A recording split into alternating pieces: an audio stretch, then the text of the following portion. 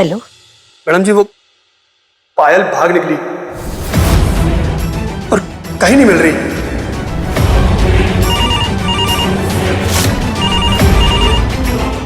कहीं ये पायल का फोन तो नहीं?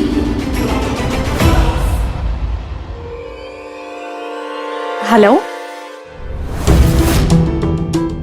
हेलो।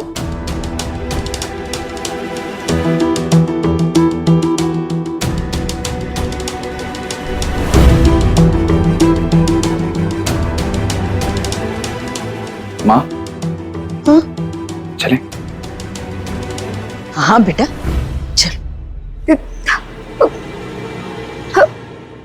पायल,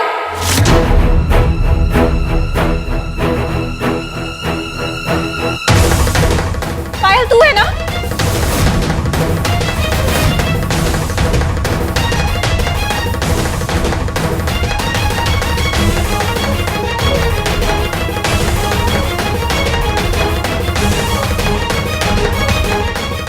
कहाँ है पायल? बता ना।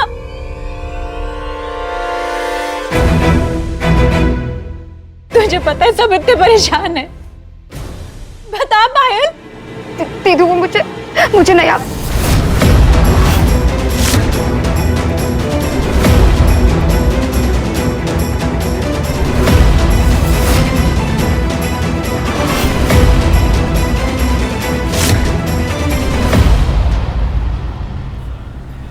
हेलो पायल। मैडम आपका शॉट रेडी है। डायलॉग में आपको बोलना है फिक्र की कोई बात नहीं है, सब ठीक है।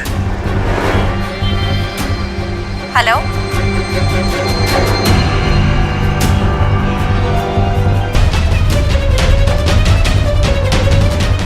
पायल, बोलना पायल। अच्छा देख, मैं तुझे बिल्कुल गुस्सा नहीं करूंगी, कुछ नहीं कहूंगी, बता।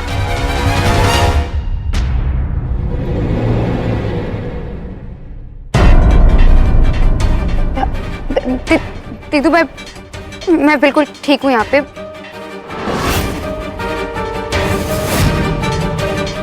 मैं आपको नहीं बता सकती कि मैं कहाँ पे हूँ, पर मैं पूरे मजे में हूँ और मैं अपने करियर पे ध्यान दे रही हूँ।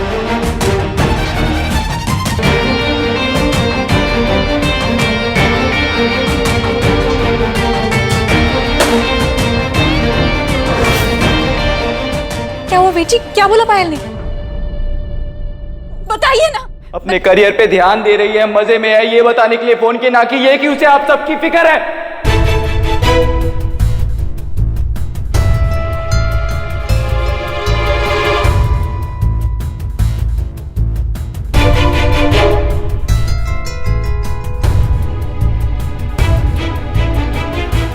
माँ मैं गाड़ी के पास वेट कर रहा हूँ।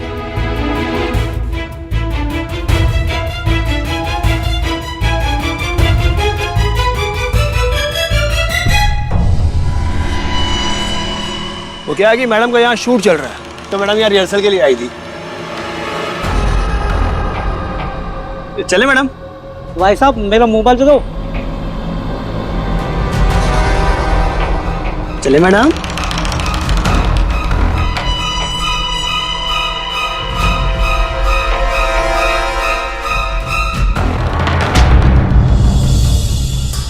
बाल बाल बच गए। पायल अगर सच बोल देती तो सारा खेल बिगड़ जाता।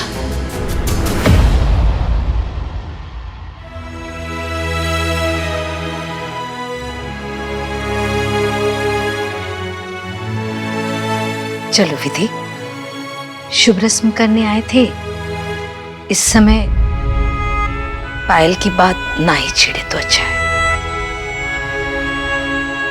दिव्या। जी मम्मी जी। इमरती को फोन कर दो और कहो कि हम सब घर आ रहे हैं। विधि के स्वागत की अच्छे से तैयारी करके रखें। जी मम्मी जी।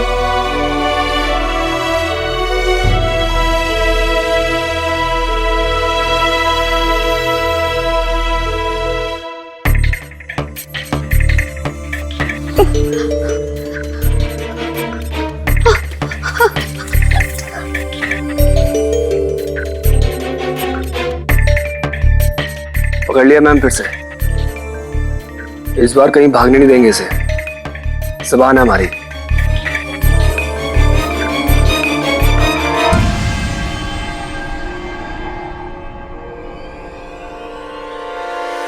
पता है चिड़ी खाने में कौन सी मुर्गी सबसे पहले करती है? जो सबसे ज्यादा उछलती है, फड़ फड़ फड़ फड़ फड़। लेकिन उसके नसीब में पिंजरे से बाहर जाना नहीं लिखा होता। समझ पड़ी ने? तुम्हें क्या चाहिए? तुम्हें पैसे चाहिए ना? मेरी दीदी दे देंगी। मेरे होने वाले पति के पास ना बहुत पैसा है, तुम्हें जितना चाहिए उतना मिल जाएगा। बस प्लीज प्लीज मुझे यहाँ से जाने दो।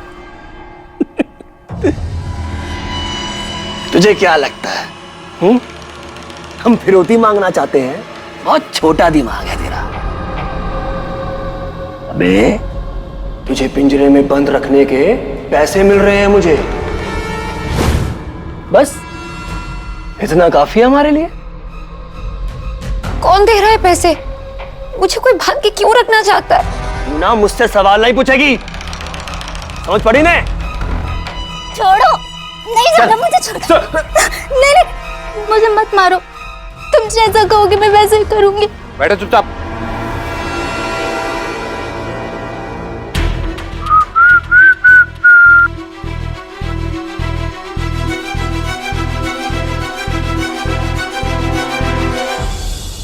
इतना सब करने के बाद भी ये 1.5 पहिया की साइकिल दोबारा घर आ रही है।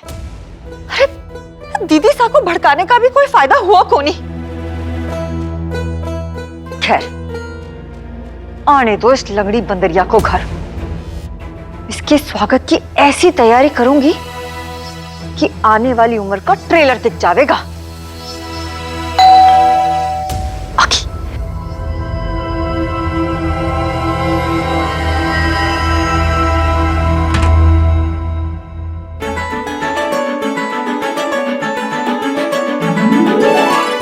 मम्मी जी, मुझे ना लखन से थोड़ा काम है, मैं जरा दुकान होकर आती हूँ।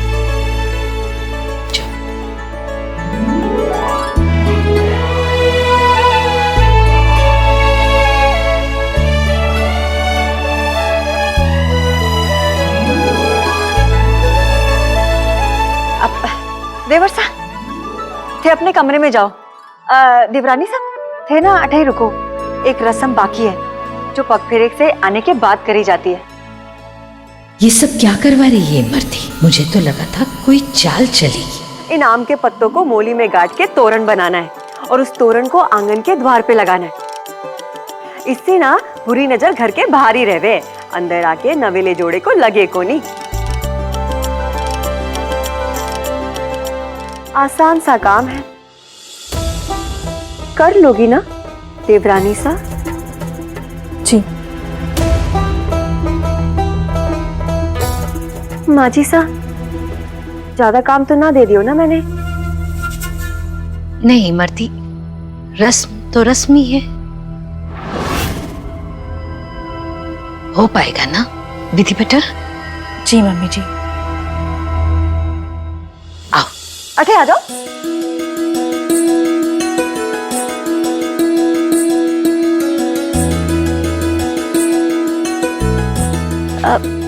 हाँ लाओ।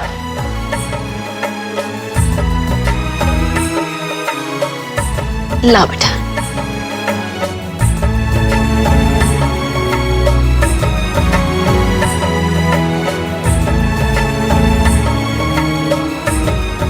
अरे गोवर्धन अठे आ। जी भाभी साहब। गोवर्धन जा भीतर से ना स्टूल ले आ। छोटो या बड़ो? बड़ो। स्टील को या लकड़ी को? लकड़ी को। गोल या चकोर? मोहरे से इतने सवाल कर को नहीं, जो घर में रखा है ना वो ले आ। पता है ना कठे रखो है? हाँ हाँ भाभी साहब, मैंने सब ठाए। मैं 4 सवाल इसलिए पूछ रहा था कि कोई गलती ना हो जाए। अब गलती ना करना बस।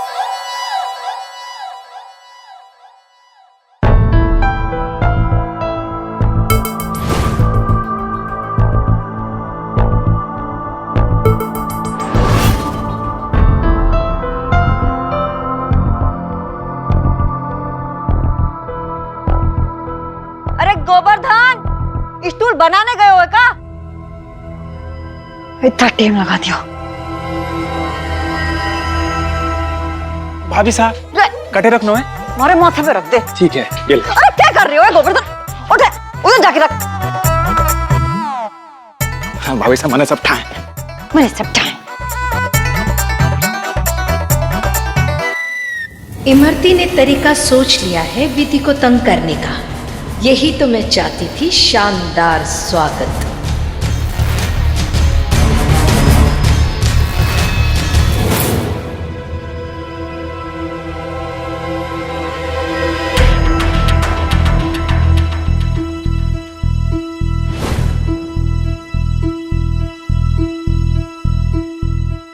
चल अंदर।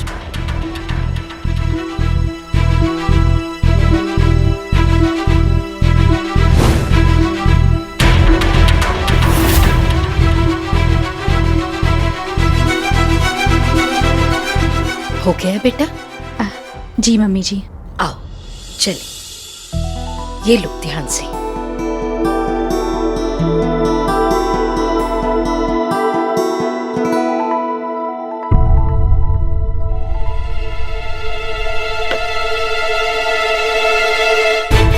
अब देखना देवरानी सा, खराब वाला पैर पहले ना रख देना।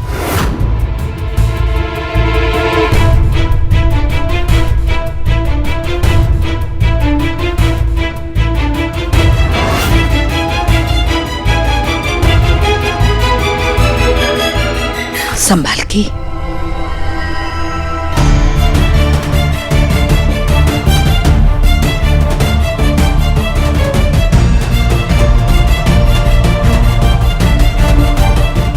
विधि,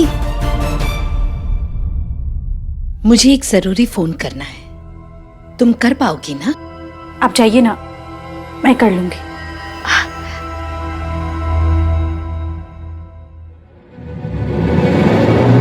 हो जाएगा ना थारे से देवरानी सा कि 4-5 नौकर बुला दूं थारे लिए? हो जाएगा भाभी, घर पे मैं ही तो रन लगाती थी। चोखो कर लूंगी।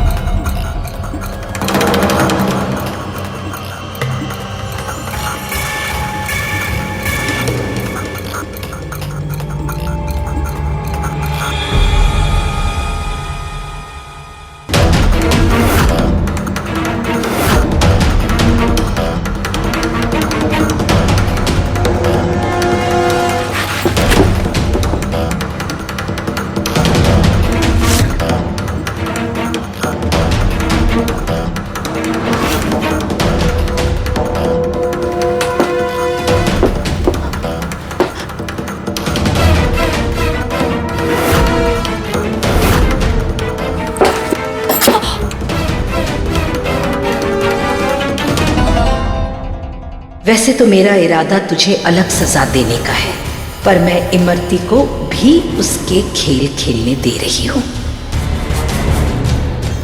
तुझे तो जितनी चोट लगे कम है।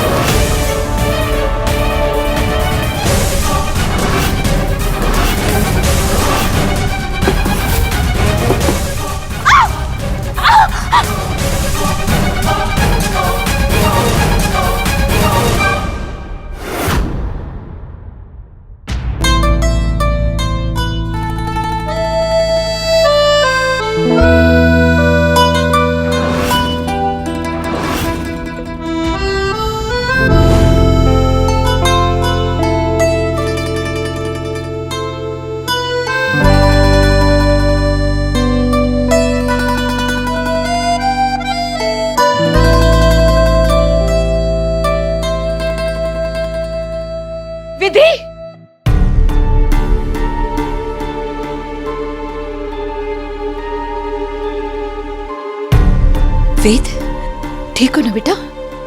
जी।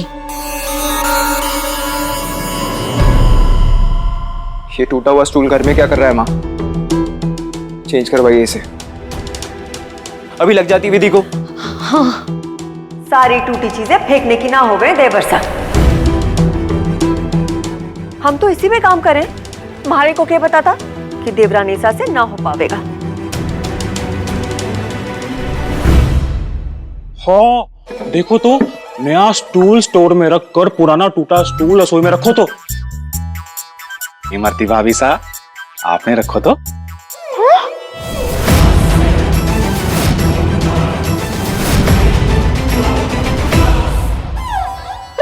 थारा दिमाग खराब हो गया क्या गोवर्धन? मैं कहीं रखूंगी पुराना स्टूल? तू नहीं रखो होगा पुराने स्टूल और भूल गए होगा। नाम से गोवर्धन, दिमाग से गोबर। ना भाभी साहब, कसम से मन ने ना रखो। अच्छा ठीक है, जा इस टूटी चीज को बाहर फेंक दे और नया वाला स्टूल रसोई में रख दे। जा। हाँ भाभी साहब, मैंने सब ठाए।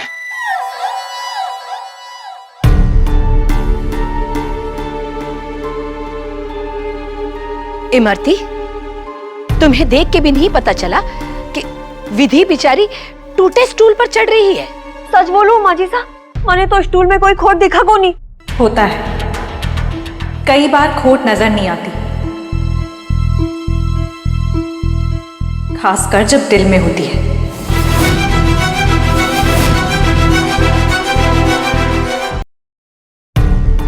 देवर साहब, ये उम्मीद नहीं थी मुझे आपसे।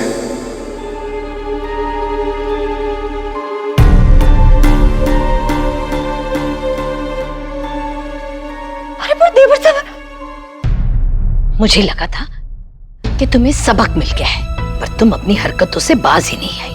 ये तो बेचारी विधि है जो इसने तुम्हें कुछ नहीं कहा। ये इसका बड़प्पन है, पर तुम घर की बड़ी बहू होकर भी इसके पैर की उंगली के नाखून के बराबर भी नहीं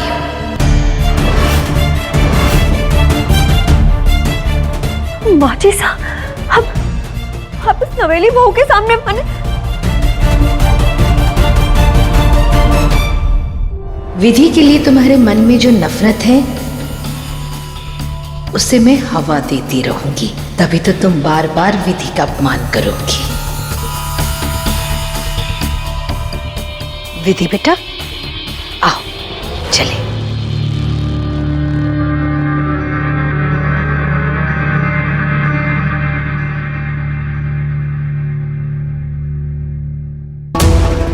सारी जिंदगी तो मजाक बना के छोड़ूंगी विधि। जो बातें म्हारे को सुननी पड़ी हैं, उसका हर्जाना थारे को भरना पड़ेगा।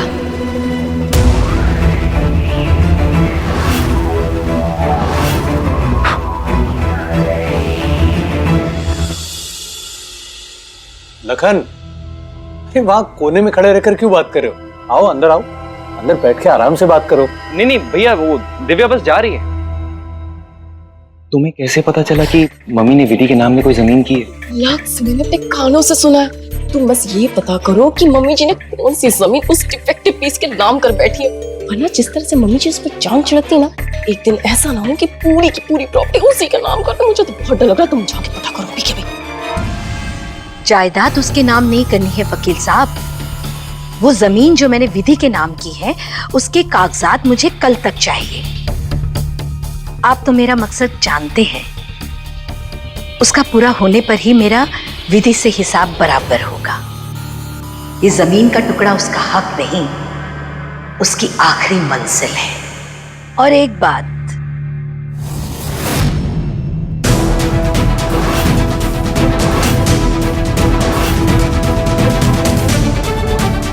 मैं आपसे बाद में बात करती हूँ।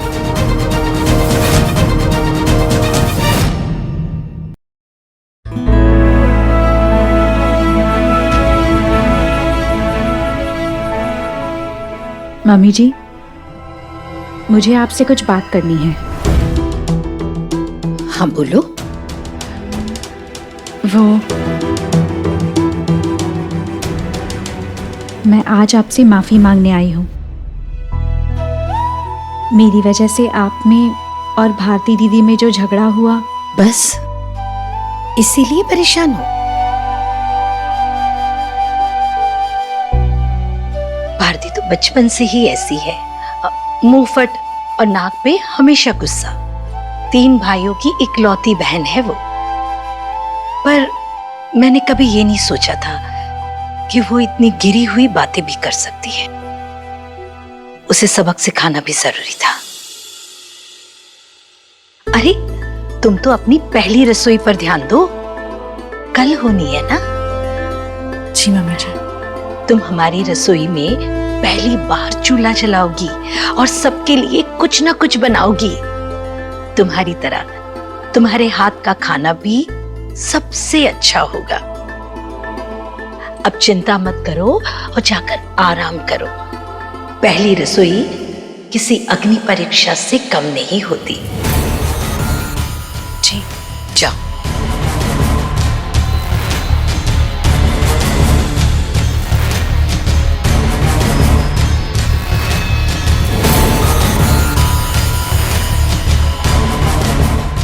इस घर में बीतने वाला हर एक पल तुम्हारे लिए अग्नि परीक्षा से कम नहीं होगा विधि। देखती जाओ।